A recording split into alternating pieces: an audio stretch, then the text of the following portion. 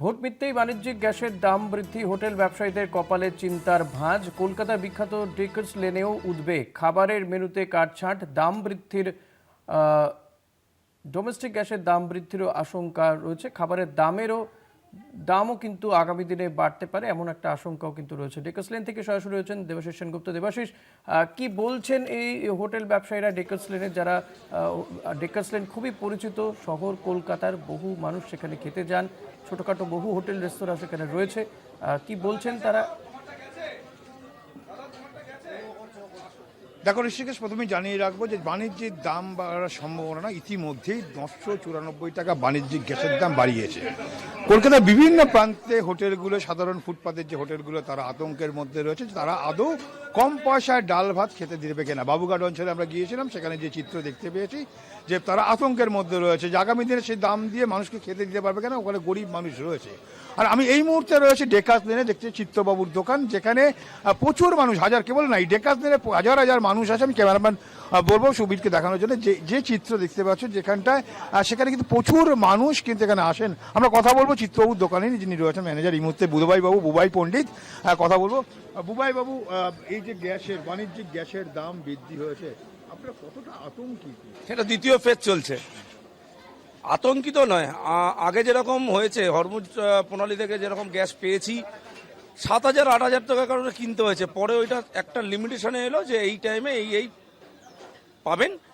তো দেখুন, আমি একটা কথা বলি, সরকার, যে কোনো সরকারি তরফ থেকেই বলছি না কেন, যে কোনো সরকার, ওনার উচিত ছিল যে কিছু স্টক করার, তাহলে এই সম্মুখীন আমরা হতাম না।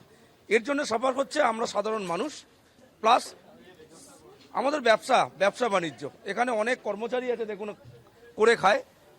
ডেকার্স লেনে এখানে প্রায় 1000 থেকে 1200 কর্মচারী আছে। মেদিনীপুর হোক, হাওড়া হোক, আন্দুল হোক, যে কোনো রাজ্য থেকে। কিন্তু কথা হচ্ছে ওদেরকেও তো চালাতে হবে, ওদের মাইনেপত্র আছে। তো এই যে গ্যাসের ওপরে প্রভাব পড়বে, 3208 টাকা, 2208 টাকার গ্যাসটা আমরা কিনতে পারছিলাম 3000 টাকায়। তাহলে 3208 টাকা আজ থেকে যে হলো, কালকে পর্যন্ত আমাদের কাছে খবর ছিল যে আমরা নতুন করে আবার শুরু করব, সব আইটেম আবার আসবে। কিন্তু সকাল হতেই ভাবমূর্তির চিন্তাধারা চেঞ্জ হয়, কপালে ভাঁজ। হেসেল থেকে হোটেল, প্রত্যেকটা ক্ষেত্রেই হোটেল তো 3000 হয়ে গেল, হেসেলে টান পড়বে না তো? তো সবই সাময়িক ব্যাপার নয়, এটা কিন্তু স্টেবিলিটি অনেক বাড়ছে। এর জন্য সরকারকে, কোন সরকার কি করছে না করছে দেখার জন্য, এর জন্য একটা স্টেপ নেওয়া দরকার ছিল। আমাদের দাম বৃদ্ধি করার একটুও ইচ্ছা নেই। ডেকার্স লেন মানেই সাধারণ মানুষের, রাজ্য সরকার, সরকারি, সেন্ট্রাল গভর্নমেন্ট, বিভিন্ন এমপ্লয় রয়েছেন যারা কম পয়সায় রিফ্রেশমেন্ট ছাড়ে। এখানে লাঞ্চ বা ডিনার কোনো কিছু করেন না, বাড়ি থেকে ভাত খেয়ে এলো, এখানে একটু রিফ্রেশমেন্ট, একটু চিকেন স্টু, দুটো টোস্ট, একটা ফ্রাই, একটা রোল। কিন্তু এই মুহূর্তে ওইগুলোর যদি চাপ পড়ে দাম বৃদ্ধি বাড়াতে হয়, এর জন্য আমরা সত্যি চিন্তিত।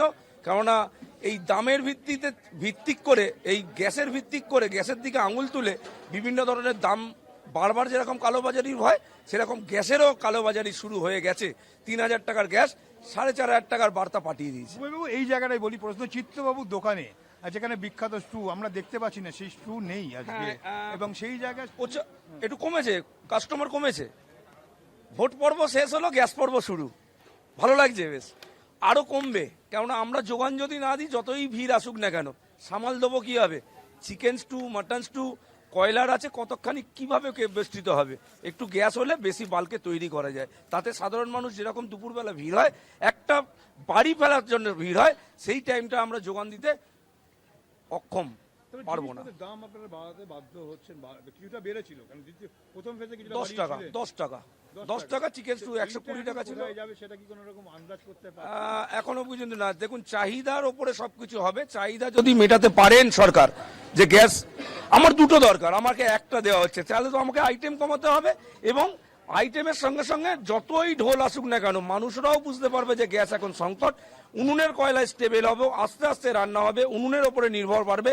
আমরা গতকাল রাত্রির পর্যন্ত ভেবেছিলাম যে উনুনগুলো 7টা বানিয়েছি, ওইগুলোকে প্যাক আপ করে গুডাউন করবো, আবার যখন এই পরিস্থিতির সম্মুখীন হবো। কিন্তু তার আর দাড়ি কমা রইল না, শটান চললো ডট দিয়ে শূন্যস্থান পূরণের মতো। খরচা বাড়ছে, এমপ্লয়ি যারা আপনাদের কর্মচারী, তাদের তো আর বাড়ছে না, মায়না বাড়ছে না। তাদের তো সেই পয়সাই দিতে হবে। ডেফিনেটলি আমাদের মাল দেবেন এই জায়গাটা। একটা জায়গায় কি প্রত্যেক বছরে জানুয়ারি মাসে ইনক্রিমেন্ট হয়, তবে হ্যাঁ আস্তে আস্তে চিন্তা করতে হবে, সবকিছুরই দাম বাড়ছে, ওদেরকেও দাম বাড়াতে হবে, সবকিছু করতে হয়, কিন্তু গ্যাসের সম্মুখীন আগে মুক্তি হয়। সামালটা দেবেন কি? এই যে গ্যাস বিয়ের দাম বৃদ্ধি হলো, জিনিসপত্র আমাকে মানুষের প্রোডাক্টের দিকে- ওপরেই তো চাপ পড়বে, প্রোডাক্টের ওপরে চাপ পড়লেই, যেমন যে ডিমের টেবিল হ্যান্ড ফিশ ফ্রাই যেগুলো কম পয়সায় মানুষ পায়, তার উপরেই চাপ পড়বে, 5 টাকা 2 টাকা 3 টাকা যেভাবেই হোক না কেন বাড়াবে। ফলে তো কিন্তু বোঝাই গ্যাসের যাচ্ছে যে চাহিদা যদি খাবারের ওনারা দামও ওখান আগামী থেকে দিনে কমান, বাড়তে তাহলে চলেছে নিশ্চয়ই আমরা দেবাশিস। সেটাই আশঙ্কার, সেটা নিয়ে মানুষের মধ্যেও কিন্তু সেই নিয়ে চিন্তার কপালে ভাঁজ পড়ছে। আপাতত অনেক ধন্যবাদ দেবাশিস। কথা বলছিলাম আমাদের প্রতিনিধি দেবাশিস সেনগুপ্তর সঙ্গে। দেবাশিস ছিলেন ডেকার্স লেন থেকে সরাসরি।